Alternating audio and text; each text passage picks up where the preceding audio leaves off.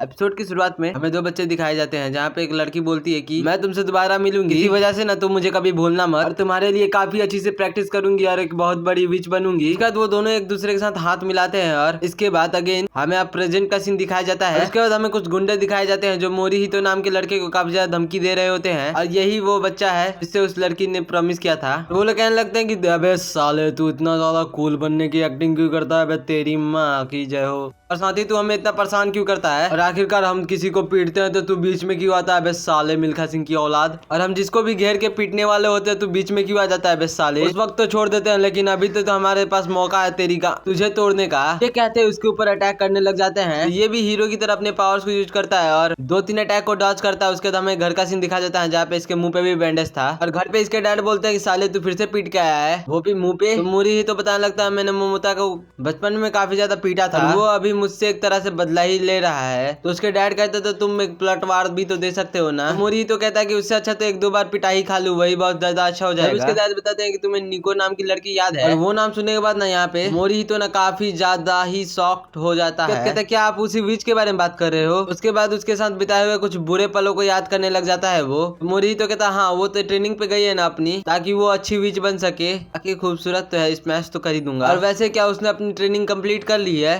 उसके डैड कहते हैं हाँ, और वो वापस भी आ रही है। ये सुन के तो ये काफी ज्यादा हैरान हो जाता है और खाना अपने बाप के मुंह पे ही थूक देता है। यहाँ पे हमें विच के बारे में थोड़ा और बताया जाता है कि विच ना जानवरों का भी रूप ले सकते हैं। एक तरह से ये लोग भी इंसान नहीं है, ये भी भैंस और शेर का बच्चा जो होता है ना वो है, मतलब ये भी एक तरह से इंसान ही है, पर इंसान नहीं है ये लोग, ये एक दानव है मान के चल लो। मतलब कि हमारा मेन कैरेक्टर कोई इंसान नहीं है, ये आगे आप लोगों को पता चल जाएगा ये क्या है। तो मोरिहितो भी बताने लग जाता है डैड आप मुझे ये हर बार क्यों बताते रहते हो, और वैसे भी मुझे ये सारी बातें पता है। उसके डैड बताते हैं कि अब ना मुझे ना बिजनेस ट्रिप से कहीं बाहर जाना है, और निको की मदर भी ना जहाँ पे उस मतलब पैदा हुई थी ना, मतलब निको उसकी मदर वो वहीं पे रह गई है, मतलब वो अपने जन्म भूमि पे है अभी। और यहाँ पे सिर्फ निको ही आ पाई है, और मैं भी बाहर जा रहा हूँ, निको की मम्मी भी बाहर है, तो मैंने डिसाइड किया तुम और निको एक साथ रहोगे। और ये जैसे ये बात सुनता है तो वो फिर से अपने डैड के मुंह पे फिर से थूक देता है खाना। तो वो भी कहता है खिरकार तू ये कर क्या रहा है, तू पागल वागल तो नहीं हो गया। मोरिहितो भी ना मीको के बारे में सोचने लग जाता है। यहाँ पे हमें मीको को दिखाया जाता है, वो भी काफी ज्यादा खुश लग रही थी और एक तरह से मोरिहितो से मिलने के लिए काफी ज्यादा एक्साइटेड भी। इसके बाद ना हमें मोरिहितो अपने रूम में दिखाया जाता है, जहाँ पे वो ना अपनी बचपन की बातों को याद कर रहा था। पे ना वो निको को ना बचपन में अपना नाम बोलना सिखा रहा था, क्योंकि निको मोरिहितो नहीं बोल पा रही। यही सारी वो बातें सोच करके ना वो काफी ज्यादा ब्लश कर रहा था और साथ ही खुश हो रहा था। तभी वहाँ पे अचानक से विंडो तोड़ते हुए मिको घर में आ जाती है। तभी ना दोनों एक दूसरे को वहाँ पे देखने ही लग जाते हैं। और निको यहाँ पे कहती है मैंने तुम्हें प्रॉमिस किया था ना कि हम दोबारा मिलेंगे, देखो मैं आ गई और मुझे ना तुमसे मिलके काफी ज्यादा अच्छा लगा। उसके बाद ना मोरिहितो ना वो सारे कांच को ना साफ करने लग जाता है विंडो के पास से। अभी मिको कहती है ना मोरिहितो मुझे माफ कर दो, ये सब मुझसे गलती से हो गया, अभी मदद करने के लिए आ रही हूँ। और वो जैसे मदद करने के लिए आती है तभी कहता है कि तुम्हें ना काम करने की कोई जरूरत नहीं है, तुम काफी ज्यादा थक गई हो, तुम्हें आराम करना चाहिए। उसके बाद ना वो बैठ के कुकी खाने लग जाती है, काम करते हुए मोरिहितो को देखने लग जाती है और सोचती है सच में ये कितना ज्यादा क्यूट और हैंडसम हो चुका है, और उसकी काफी ज्यादा तारीफें करती जा रही थी अपने मन के अंदर। और वो सोच रही थी कि इसके साथ रहने में तो काफी ज्यादा मजा आएगा,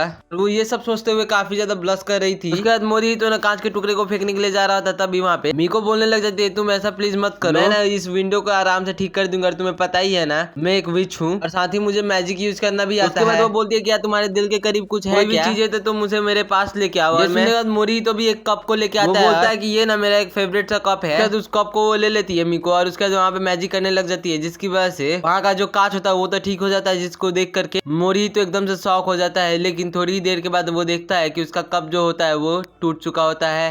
तो यहाँ पे मोरिहितो काफी ज्यादा उदास हो जाता है। तो यहाँ पे मिको बताती है कि ये ना एक मैजिक है जो भावनाओं से जुड़ा हुआ है, ये भावना जितना स्ट्रांग होगा उतना ही मुझे पावर मिलेगा और ये ठीक होगा। तभी ये सुन करके मोरिहितो यहाँ पे ना काफी ज्यादा गुस्से में चिल्लाने लग जाता है उसके ऊपर। तो यहाँ पे मिको कहने लगती है कि सॉरी मुझे नहीं पता था, और मैं हरदम काम को बिगाड़ती ही रहती हूँ, तुम्हारे लिए तकलीफें बढ़ाती हूँ, तुम्हारे लिए तो जैसे कि मैं एक मुसीबत की तरह हूँ। और वो माफी मांग रही होती है, तभी मोरिहितो कहता है तुम्हें माफी मांगने की कोई जरूरत नहीं है, वैसे देखा जाए तो तुमने शीशे को तो ठीक कर ही दिया, वैसे तुम्हारा मैजिक काफी ज्यादा कमाल का है। और ये सुनने के बाद वो फिर से लट्टू हो जाती है उसके ऊपर, और उसके बाद कहने लगती है नहीं नहीं नहीं नहीं तुम्हें इतने ज्यादा मेरी तारीफें करने की कोई भी जरूरत नहीं है, लेकिन तुम कर सकते हो। उसके बाद फिर से मिको कहते हैं कि तुम्हारे पास कुछ ऐसी चीज है जिसको मैं कागज की तरह बना सकूं। तो यहाँ पे मोरिहितो घबराते हुए कहता है नहीं नहीं नहीं तुम प्लीज मुझे अपना मैजिक मत दिखाओ, वैसे भी तुमने जो मेरे मग के साथ अभी किया है वो तो मैं बिल्कुल भी नहीं करवाने वाला। निको कहने लगती है कि नहीं नहीं नहीं ऐसी बात नहीं है, मैं अपनी मैजिक को काफी अच्छे से यूज कर सकती हूँ। वो मैजिक दिखाने के लिए अपने ही ऊपर ही मैजिक कर लेती है। फिर वो ना एक कागज की बन जाती है। वो कागज की बन गई है, वो देख करके ना मोरी तो यहाँ पे हैरान हो जाता है। ये देख करके मोरी तो भी काफी ज्यादा घबरा गया था और निको को ना यहाँ पे काफी ज्यादा अजीब सा फील हो रहा था कागज बनने के बाद। उसे काफी ज्यादा चक्कर भी आ रहे थे। अभी अचानक से ना वहाँ पे हवा चलती है और वो उड़ जाती है बाहर की तरफ को। उसके बाद मोरी तो ना निको को बाहर बचाने के लिए जाता है और यहाँ पे बाहर निको की हालत काफी ज्यादा खराब हो रही थी सच में, क्योंकि वो बेचारी अभी कागज के रूप में है। और ही तो उसकी काफी ज्यादा पकड़ने की कोशिश कर रहा होता है लेकिन वो हाथ में ही नहीं आती है क्योंकि वो फ्लैट है। निको भी यहाँ पे गिरते पड़ते एक जगह पे पहुंच जाती है जो काफी पतली सुरंग होती है। मोरी तो हाथ डालने की कोशिश करता है लेकिन वो नहीं निकाल पाता है। निको भी वहाँ पे काफी ज्यादा घबरा जाती है और वो सोच रही थी कि मैं ऐसे ही रह जाऊंगी। मोरी तो कहता है तुम अपने स्पेल को दोबारा यूज नहीं कर सकती, तो वो कहती है कि नहीं अभी मैं नहीं कर सकती, अगर मैं यहाँ पे कर दूंगी तो मैं इन दो दीवारों के अंदर फंस के मर जाऊंगी, मतलब कि फंस के ही रह जाऊंगी। और यहाँ पे काफी ज्यादा डरने लग गई थी कि मैं अब यहाँ से कभी भी नहीं निकल पाऊंगी सोचकर। मान के चलो ये यहाँ पे हालत इसकी पंचर हो चुकी थी। तभी ना यहाँ पे मोमोता आ जाता है इसके पास। मोमोता यहाँ पे आने के बाद ही अपनी चुतियाई वाली हरकत, मतलब कि मोरितो से काफी ज्यादा पंगे ले रहा था। मोरितो बोलने लग जाता है भाई इन सब के लिए मेरे पास अभी थोड़ी सी भी टाइम नहीं है, मुझे किसी की मदद करनी है प्लीज। लेकिन मोमोता इससे काफी ज्यादा पंगे लिए जा रहा था। तभी से पास्ट की सीन याद आती है जहाँ पे कि न मोरितो ने न मोमोता को काफी ज्यादा बुरी तरीके से पीटा था, जिसकी वजह से इसके फादर ने उससे माफी मंगवाई थी। उसके बाद उसे ये भी सीन याद आता है कि जब उसने माफी मांग ली थी तब भी मोमोता ने और मोमोता के फ्रेंड से मिलके मोरितो को बहुत ज्यादा मारा था मिको के सामने ही। और मिको वहाँ पे सिर्फ रो ही जा रही थी, जिसकी वजह से वो घर पहुंच कर अपने डैड से कहता है कि डैड मुझे काफी ज्यादा पावरफुल बनना है क्योंकि मैं मिको को प्रोटेक्ट करना चाहता हूँ। जिसकी वजह से उसके डैड कहता है अगर तुम्हें सच में पावरफुल बनना है तो तुम्हें अपने पावर को कंट्रोल करना चाहिए। अगर तुम्हें अपने पावर को कंट्रोल करना है तो मैं सिखा दूंगा तुम्हें पावर को कंट्रोल करना। अगर करना है तो ट्रेनिंग करना पड़ेगा तुम्हें। तो यहाँ पे मोरितो भी मान जाता है ट्रेनिंग करने के लिए। उसके बाद हमें दिखाया जाता है वही वाला सीन जहाँ पे मिको और मोरितो का लास्ट मतलब मोमेंट हुआ था, जो मैंने आपको शुरुआत में ही दिखाया था वाला सीन। अब यहाँ पे दिखाया जाता है हमारे मेन कैरेक्टर को, जो सोच रहा होता है अभी मुझे डरने की कोई भी जरूरत नहीं है, मुझे अपने पावर को यूज करना आता है। और उसके बाद वो अपना पंच को काफी ज्यादा मतलब टाइट करता है और अपने पावर को मतलब वो रिलीज करना शुरू करता है। तभी हमें इसके अंदर के मॉन्स्टर को दिखाया जाता है जो कि काफी ज्यादा पावरफुल है, जो देख करके तो मोमोतो की फटके हाथ में आ जाती है। और वो पंच अपना चलाता और जैसे ही वो अपना पंच चलाता है वो जा करके दीवार को लगता है, मतलब वो जानबूझ के दीवार को मारता है, जिसकी वजह से वो दीवार मतलब टूट जाता है। जिसकी वजह से मोमोता का तो यहाँ पे हालत पंचर हो जाता है, उसकी तो फटके हाथ में आ जाती है। मीतो को बाहर निकाल लेता है, मतलब कि मीतो को बाहर निकालने के बाद मीतो अपना स्पेल को वापस करती है और उसकी वजह से वो वापस से ठीक हो जाती है। और वो ठीक होते ही कस के गले लगा लेती है। ये सारी प्रॉब्लम तो ठीक हो गई थी, लेकिन जिस वॉल को उसने तोड़ा था उसको भी तो ठीक करना था, जिसकी वजह से ये लोग कुछ ऐसा करते हैं जो सुनकर के आप लोगों की हंसी तो छूटी जाएगी। उसके लिए कुछ प्रीशियस थिंग को सेक्रीफाइस करना चाहिए ना, इसीलिए वो क्या करते हैं कि मोमोता का सर के ऊपर का जितना भी बाल है उसको सेक्रीफाइस करके वॉल को ठीक कर देते हैं। मतलब कि मोमोता यहाँ पे टकला हो जाता है और वो लोग वॉल को ठीक करके वहां से चल जाते हैं और मोमोता चिल्लाते ही रह जाता है। ये इस वीडियो का सबसे फनी पार्ट होने वाला है शायद से। अब ये लोग घर जाने लगते हैं, तभी मिको कहती है कि अच्छा तो फिर मेरे लिए एक और फेवर कर दो। हमें दिखाया जाता है कि ये दोनों काफी ज्यादा शॉपिंग करके आ रहे थे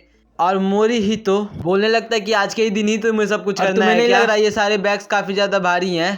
अब इतने सारे बोके का बहन का पकौड़ा तो भारी तो होंगे। मिको ना उन सारे बैग्स के ऊपर ना सुपर लाइट मैजिक का यूज करती है और वो सारे ना जितने बैग होते हैं वो काफी ज्यादा हल्के हो जाते हैं। देख करके मोरी तो ना काफी ज्यादा हैरान हो जाता है क्योंकि वो सच में काफी ज्यादा हल्के हो गए थे। इसकी वजह से वो ना मिको की तारीफ कर देता है कि तुम्हारे मैजिक काफी ज्यादा बवाल है। मिको ना अपनी तारीफ सुन करके ना उसकी तो जो खुशी थी भाई वो काफी ज्यादा गंदी तरह से फटती है। वो भागते भागते घर जाने लग जाते हैं। मिको ने यहाँ इतनी खुश थी, वो कहती है कि मुझे ना बहुत अच्छी सी विच बनना है। तो सुनकर मोरी तो भी कहता है हाँ तुम्हारा प्लान काफी ज्यादा बवाल है, मुझे तुम पे काफी ज्यादा विश्वास है कि तुम अपने सपने को जरूर से पूरा करोगी। उसके बाद मोरी ही तो पूछता है आखिरकार तुम जब बहुत बढ़िया विच बन जाओगी तो क्या तुम लोगों की मदद करोगी। मिको के दिमाग में तो ये चल रहा था कि जब वो मोरी ही तो को डेट करेगी तो वो किस तरह से बोलेगी। उसके माइंड में तो ये सारी बातें चल रही होती है उस वक्त। अभी मोरी ही तो उसे एक जगह पे पॉइंट करके दिखाता है कि वो देखो वहाँ पे एक लड़की फंसी हुई है और वहाँ पे उस बिल्डिंग में आग भी लगी है। मोरी तो को ये समझ ही नहीं आ रहा था कि उसे यहाँ पे क्या करना चाहिए। लेकिन तभी वहाँ पे मिको अपनी मैजिकल स्टिक को बाहर निकाल लेती है। अभी मोरी ही तो कहने लग जाता है तुम्हें ऐसा नहीं करना चाहिए यहाँ पे, क्योंकि यहाँ पे काफी सारे लोग हैं। मिको यहाँ पे कहने लगते हैं मुझे इससे फर्क नहीं पड़ता, मुझे उस लड़की को बचाना है कैसे भी करके। उसके बाद उस स्टिक को वो झाड़ू बना लेती है और उसके ऊपर बैठ जाती है और उड़ के आने लगती है। तभी वहाँ पे मोरितो को भी समझ में आ जाता है और मोरितो भी उसके साथ बैठ जाता है उस पर। उसके बाद ये दोनों उड़ के वहाँ पे चले जाते हैं उस आंटी के पास। तभी वहाँ के जितने पब्लिक होते हैं वो भी नीचे से इनको देख ही रहे थे इनकी ये सारी हरकतें। उसके बाद मोरितो उसे उस लड़की को मतलब कहता है कि तुम यहाँ पे कूद जा, मैं तुम्हें कैच कर लूंगा।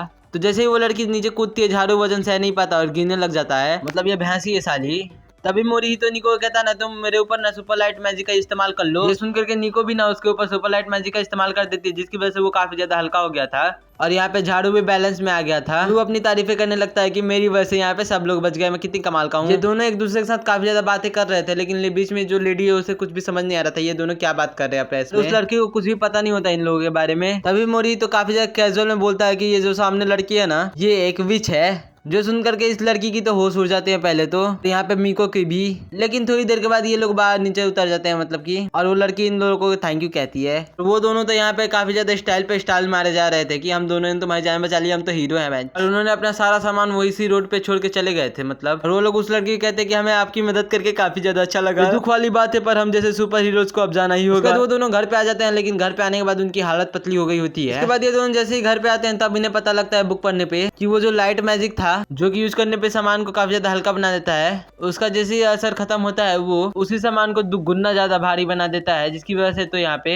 मोरिहितो से उठा भी नहीं जा रहा था, वो तो पड़ा हुआ था जमीन के ऊपर, वो मुंह के बल गिरा हुआ था मतलब कि ये देख सकते हो। मोरिहितो को ऐसे देख करके मिको भी उसे ज्वाइन कर लेती है। इसके ही अगले सीन में ये दोनों के दोनों काफी ज्यादा डिप्रेशन में होते हैं, मतलब कि ये दोनों कुछ भी नहीं कर पा रहे थे वहाँ पे। उसका हमें अगला सीन दिखाई देता है रात का, यहाँ पे ये दोनों एक ही कमरे में एक साथ सोने वाले थे, मतलब अलग अलग बेड पे। तभी ना मोरिहितो मिको को कहता है कि तुम अच्छी तरीके से सोना, और मिको उसको थैंक यू कहती है पूरे दिन के लिए। आज मोरिहितो ने आज जो कुछ भी किया उसके लिए, इसकी वजह से मोरिहितो अपने डैड की बात को याद करता है कि उसके डैड ने बताया था मिको के ऊपर ना काफी बड़ी प्रॉब्लम आ सकती है, और ये भविष्यवाणी उसकी मदर ने किया था, मतलब उसकी मदर भविष्यवाणी भी कर सकती है। निको को बचाने के लिए ना सिर्फ एक ही तरीका है, तो वो है उसका अंगरक्षक, मतलब कि हमारा मोरिहितो, क्योंकि अभी के लिए उसका अंगरक्षक तो मोरिहितो ही है। अपने मन में सोचता है कि मुझे किसी ना किसी तरीके से ना निको को बचा के ही रखना होगा। मिको ने अपने मन में मोरिहितो को बार बार आई लव यू कही जा रही थी और काफी ज्यादा ब्लश भी कर रही थी, और उसको दिल बना के भी दिखाती है, लेकिन वो देखता नहीं है सही से। और इसी के साथ हुआ एनिमे का समाप्ति। तो भाइयों एनिमे खत्म हो चुका है, लेकिन जाओ मत, क्योंकि आप लोगों के लिए एक बहुत अच्छा सा सरप्राइज आने वाला है। और साथ ही हाँ, आपके मन में मेरे लिए जितने भी सारे क्वेश्चन है जो आप पूछना चाहते हो वो पूछ सकते हो, क्योंकि मैं Q&A भी लाने वाला हूँ, लेकिन हाँ कमेंट में ही आपके जवाब दे दूंगा। लेकिन हाँ सरप्राइज के लिए जरूर वेट करना, और सब्सक्राइब और लाइक करना मत भूलना इस वीडियो को, एंड कमेंट भी। बाय। जो भी पूछना है वो कमेंट में आप लोग पूछ लो, आप लोग की मर्जी। हाँ बस एनिमे ने मत पूछना। हाँ बाय।